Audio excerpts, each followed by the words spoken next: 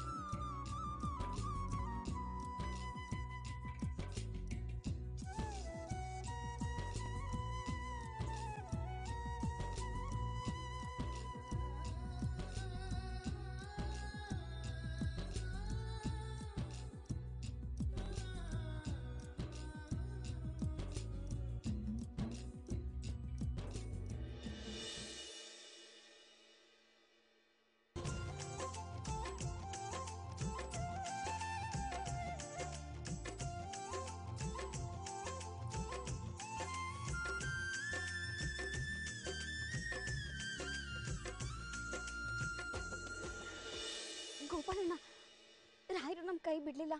ಅವ್ರಿಲ್ಲೇ ಇದ್ದಾರೆ ನೋಡು.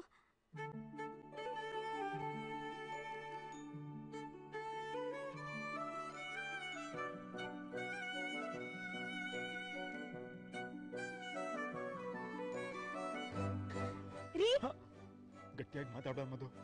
ನಾವು ಬಂದ್ವಿ ಅಂತ ಕೋಪಕ್ಕೆ ಆ ಕಡೆ ನೆಗೆದ್ಬಿಟ್ರ.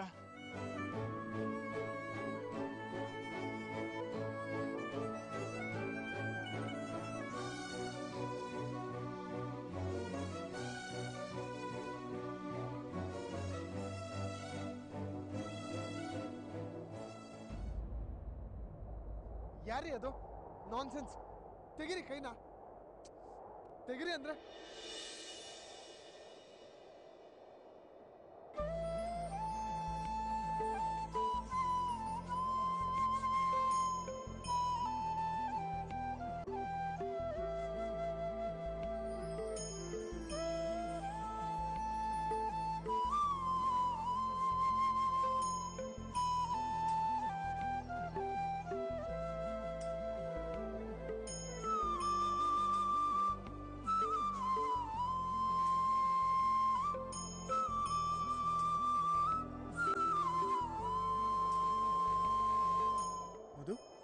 ನೀನ್ ಯಾಕೆ ಬಂದೆ ಇಲ್ಲಿಗೆ? ನಿನಗೆ ಯಾರು ಹೇಳಿದ್ದು ನಾನು ಇಲ್ಲಿರೋದು? ಅವಳೊಬ್ಳೆ ಬಂದಿಲ್ಲ ಬಾವ, ನಾನು ಬಂದಿದ್ದೀನಿ.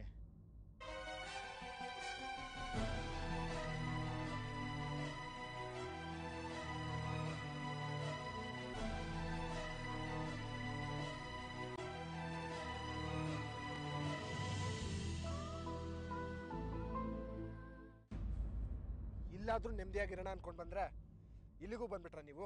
ಅದ್ ಹೇಗ್ ನೀವು ಇಲ್ಲಿರಕ್ಕಾಗುತ್ತೆ ಬಾವ? ನಿಮ್ಗೂ ಮದ್ವೆ ಆಗಿದೆ, ಹೆಂಡತಿ ಸಂಸಾರ ಎಲ್ಲ ಇದೆ.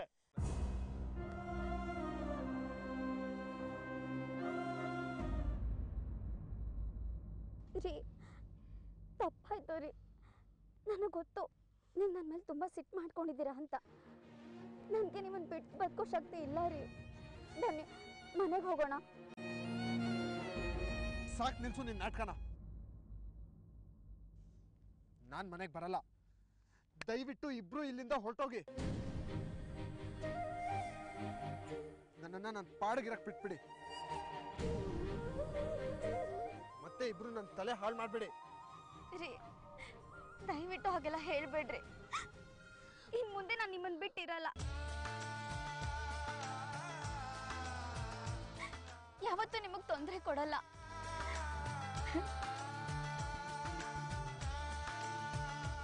ಏನೋ ನಡೆದಿದ್ದು ನಡೆದೋಯ್ತು. ಮದುಗಾದ್ರೂ ನಿಮ್ಮನ್ ಬಿಟ್ರೆ ಯಾರಿದೆ ಹೇಳಿ ಬಾವ?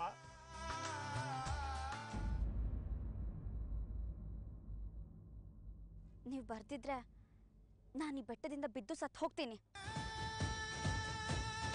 ನಿಂತ್ಕೊಂಬೋದು.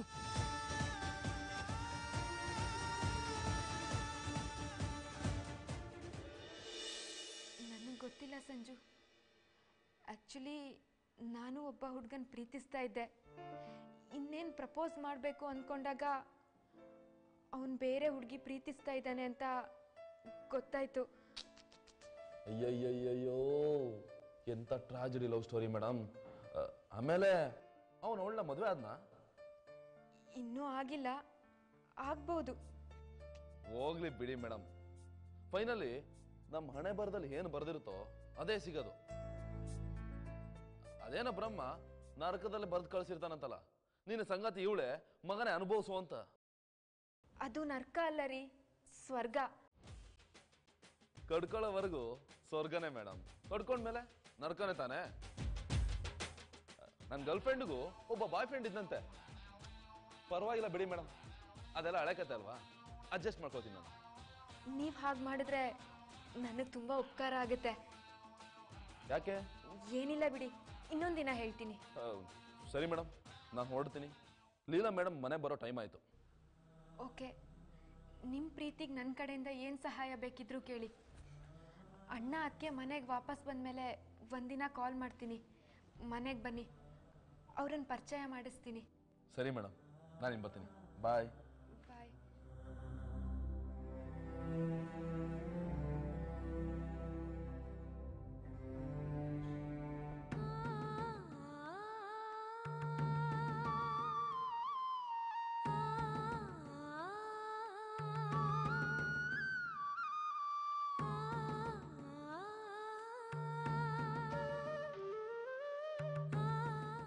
ಸೋನಿಯಾ ಸಂಜು ಬಲೆಗೆ ಬಿದ್ದರೆ ನಮ್ಮಣ್ಣನ ಟ್ರ್ಯಾಕ್ ಆದರೂ ಕ್ಲಿಯರ್ ಆಗುತ್ತೆ.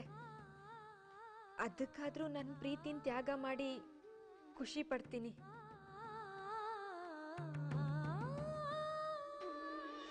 ಇಬ್ರು ಸುಮ್ಮನೆ ಮನೆಗೆ ಹೋಗಿ, ನಾನು ಇಲ್ಲೇ ಮಠದಲ್ಲಿ ಸೇವೆ ಮಾಡ್ಕೊಂಡಿರ್ತೀನಿ.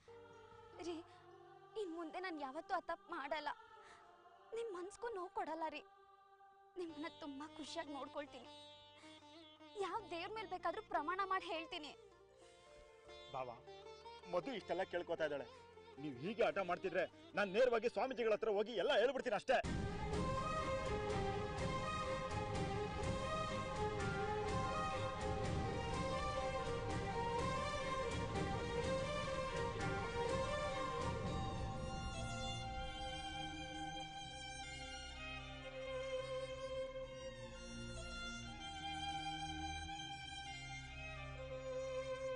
ಬೇಡ, ಬರ್ತೀನಿ.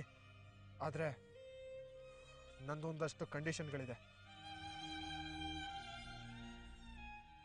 ಓಕೆ, ನಿಮ್ಮೆಲ್ಲ ಕಂಡೀಷನ್ಗಳನ್ನ ನಾನು ನಡ್ಸ್ಕೊಡ್ತೀನಿ. ಮೊದಲು ಮನೆಗೆ ಹೋಗಿ ನಡೀರಿ. ಅತ್ತೆ ಮಾವ ತಿಂಡಿ ಊಟ ನಿದ್ದೆ ಎಲ್ಲ ಬಿಟ್ಟು ನಿಮ್ಗೋಸ್ಕರ ಕಾಯ್ತಾ ಇದ್ದಾರೆ. ನಿಮ್ಮ ತಂದೆ ಹಾರ್ಟ್ ಪೇಷಂಟ್ ಅನ್ನೋದು ನಿಮಗೆ ಗೊತ್ತಿದೆ ತಾನೇ? ಎಲ್ಲ ಗೊತ್ತಿದೆ. ಇವಳು ನೆಟ್ಟಿಗಿದ್ದಿದ್ರೆ ನಾನು ಯಾಕೆ ಇಲ್ಲಿಗೆ ಬರ್ತಿದ್ದೆ? ಮಧು ಹೇಳಿದ್ಲಲ್ಲ ಬಾವಾ, ನಿಮ್ಮನ್ನು ಚೆನ್ನಾಗಿ ನೋಡ್ಕೊಳ್ತೀನಿ ಅಂತ.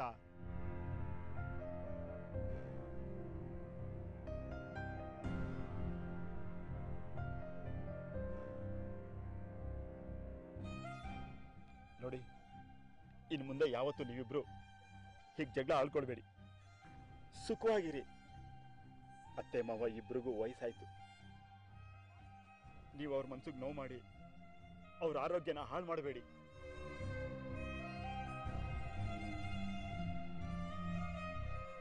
ಆಯ್ತಣ್ಣ, ನಾನಿನ್ನೂ ಇವ್ರ ಮನ್ಸಿಗೆ ನೋವು ಮಾಡಿದ್ದೀನ.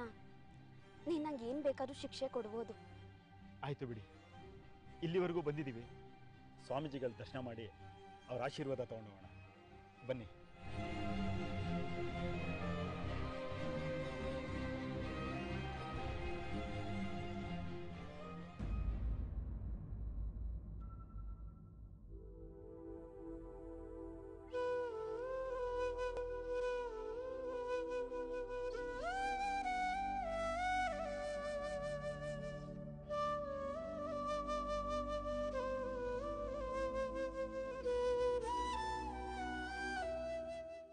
ಮಧು?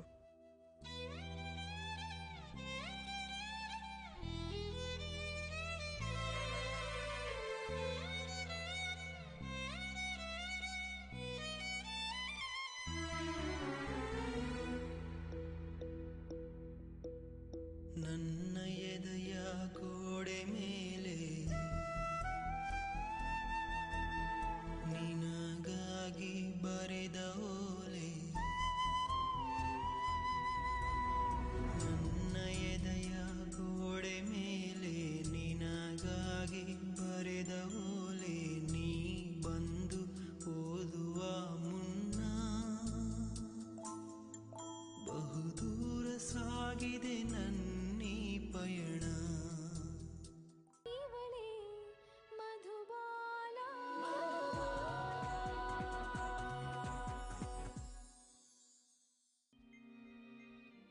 ಸೋನು ಪುಟ್ಟ, ಯಾವ ಕಡೆಗೆ ಹೋಗಿದ್ದೆ? ನಾನು ನಿನ್ಗೋಸ್ಕರನೇ ಕಾಯ್ತಿದ್ದೆ. ಮಾಮ್, ಅಪ್ಪನ ಜೊತೆ ಕೃಷ್ಣನ್ ಮನೆಗೆ ಹೋಗಿದ್ದೆ. ಏನು? ಆ ನಾಯಿ ಜೊತೆನಲ್ಲಿ ಕೃಷ್ಣನ್ ಮನೆಗೆ ಹೋಗಿದ್ಯಾ? ಎಷ್ಟು ಸಲ ಹೇಳ್ಬೇಕು ನಿನ್ಗೆ ಅವ್ನ್ ಸವಾಸ ಮಾಡ್ಬೇಡ ಅಂತ? ಮಾಮ್, ಹಾಗೆಲ್ಲ ಮಾತಾಡ್ಬೇಡ ಪ್ಲೀಸ್. ಅಪ್ಪನ್ನ ನಾಯಿ ಅನ್ಬೇಡ. ಅವರು ನನಗೆ ಅಪ್ಪ ಮಾತ್ರ ಅಲ್ಲ, ನಿನ್ ಗಂಡ ಕೂಡ. ಸುಮ್ನಿರು ಸೋನು. ಆ ಹೊಲ್ಸ್ ವ್ಯಕ್ತಿನ ನನ್ನ ಗಂಡ ಅಂತ ಕರಿಬೇಡ. ನಿನ್ ಹತ್ರ ಅಪ್ಪ ಅನ್ಸ್ಕೊಳ್ಳೋದಕ್ಕೆ ಅವನಿಗೆ ಯೋಗ್ಯತೆ ಇಲ್ಲ. ಇಲ್ಲಿ ಯೋಗ್ಯತೆ ಪ್ರಶ್ನೆ ಬರಲ್ಲ ಮಾಮ್. ಅಪ್ಪ ಯಾವತ್ತಿದ್ರು ಅಪ್ಪನೇ. ಜನ್ಮ ಕೊಟ್ಟ ತಂದೆ ಭಿಕ್ಷುಕ ಆಗಿರ್ಲಿ, ದಡ್ಡ ಆಗಿರ್ಲಿ, ಶ್ರೀಮಂತ ಆಗಿರ್ಲಿ, ಮಗಳಿಗೆ ಅಪ್ಪನೇ. ಅದೇನೋ ಹೇಳ್ತಾರಲ್ಲ, ದೇಶಕ್ಕೆ ಪ್ರಧಾನಿ ಆದ್ರೂ ತಾಯಿಗೆ ಮಗನೇ ಅಂತೆ. ಇದು ಹಾಗೆ. ಸುಮ್ನಿರು ಸೋನು. ಈ ವಿಷಯದಲ್ಲಿ ನನಗೆ ಉಪದೇಶ ಕೊಡೋದಕ್ಕೆ ಬರಬೇಡ. ನಿಮ್ಮ ಅಪ್ಪ ಅನ್ಸ್ಕೊಂಡು ಅವ್ನ ಯೋಗ್ಯತೆ ಏನು ಅಂತ ನನಗೆ ಚೆನ್ನಾಗಿ ಗೊತ್ತಿದೆ. ಅವನ್ಗೆ ಅಷ್ಟೊಂದು ಕಾಳಜಿ ಪ್ರೀತಿ ಇದ್ದಿದ್ರೆ ಇಷ್ಟು ವರ್ಷ ಎಲ್ಲಿದ್ದಂತೆ? ಯಾಕಂತೆ ಬರಲಿಲ್ಲ ನಮ್ಮ ಹತ್ರ? ಈಗ ಅವನ್ ಬೇಳೆ ಕಾಳು ಎಲ್ಲೂ ಬೇಯ್ತಾ ಇಲ್ಲ, ಯಾರು ಅವನಿಗೆ ಬೆಲೆನೂ ಕೊಡ್ತಾ ಇಲ್ಲ. ಅದಕ್ಕೆ ಬಂದಿದ್ದಾನೆ ಮಗಳೇ ಅಂತ ಹೇಳ್ಕೊಂಡು. ಮಾಮ್, ಅವರು ನನಗೋಸ್ಕರ ಸಾಕಷ್ಟು ಹುಡ್ಕಾಡಿದ್ದಾರೆ. ಅದು ಅಲ್ಲದೆ ನೀನೇನ್ ಕಡಿಮೆ ಇದೆಯಾ?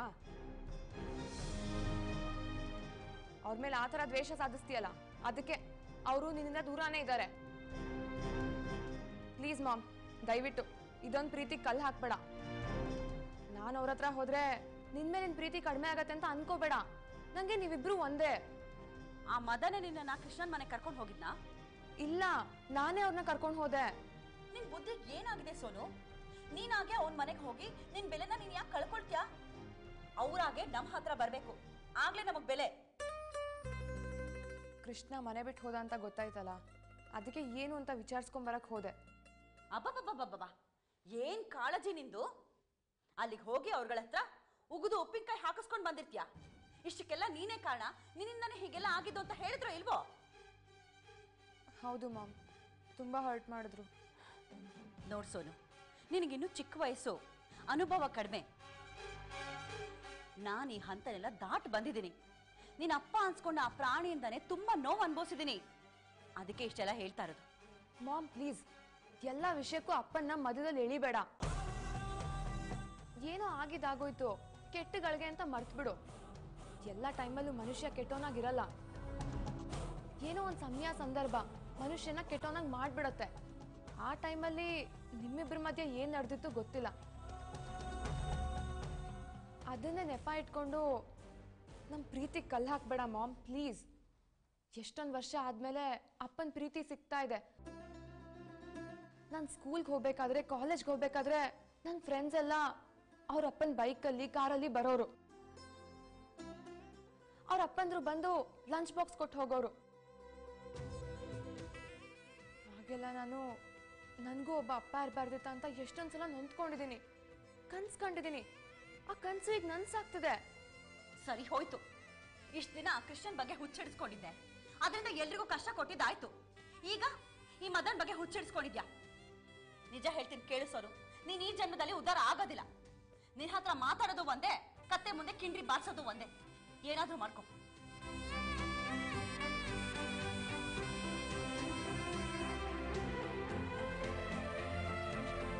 ಛೇ, ಈ ಮಾಮ್ಗೆ ಯಾಕಷ್ಟು ಕೋಪ ಅಪ್ಪನ ಮೇಲೆ? ನಾವೆಲ್ಲ ಒಟ್ಟಿಗೆ ಬದುಕಬೇಕು, ಖುಷಿಯಾಗಿರ್ಬೇಕು ಅನ್ನೋದು ನನ್ನ ಆಸೆ. ಬಹುಶಃ ಅದು ಕೂಡ ಈ ಜನ್ಮದಲ್ಲಿ ಸಾಧ್ಯ ಇಲ್ಲ ಅನ್ಸುತ್ತೆ. ಅಮ್ಮ ಬೇಜಾರಾದರೂ ಪರವಾಗಿಲ್ಲ, ಇಷ್ಟು ವರ್ಷ ಅಮ್ಮನ ಪ್ರೀತಿ ಸಿಕ್ಕಿದೆ, ಇನ್ನಾದರೂ ಅಪ್ಪನ ಪ್ರೀತಿ ಅನುಭವಿಸೋಣ.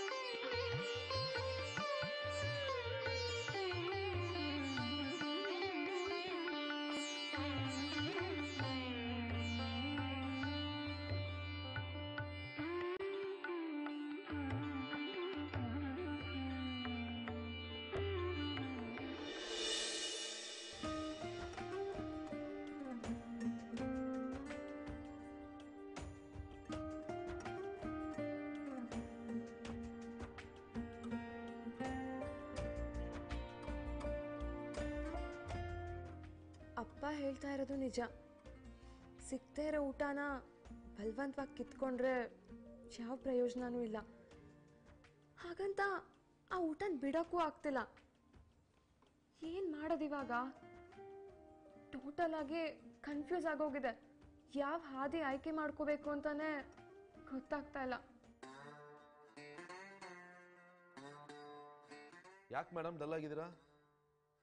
ಇನ್ನೂ ಮದುವೆ ಆಗಿಲ್ಲ, ಆಗಲೇ ಗಂಡ ಕಳ್ಕೊಂಡೋ ಥರ ಕೂತ್ಕೊಂಡಿರಲ್ಲ. ನನ್ನ ನೋಡಿ, ಜಾಲಿ ಜಾಲಿ ಆಗಿರ್ಬೇಕು.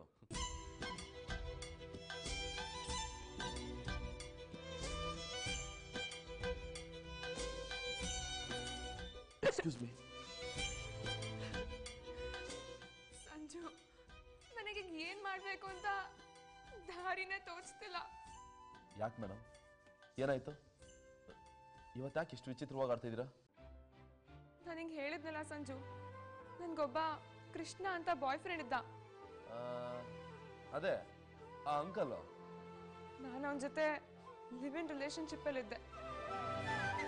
ನನ್ನ ಮದುವೆ ಆಗ್ತೀನಿ, ಪ್ರೀತಿ ಮಾಡ್ತೀನಿ ಅಂತ ನನಗೆ ನಂಬಿಸಿ ಮೋಸ ಮಾಡಿಬಿಟ್ಟ. ಆಮೇಲೆ ಆ ಮದುವೆ ಮದುವೆ ಆದ.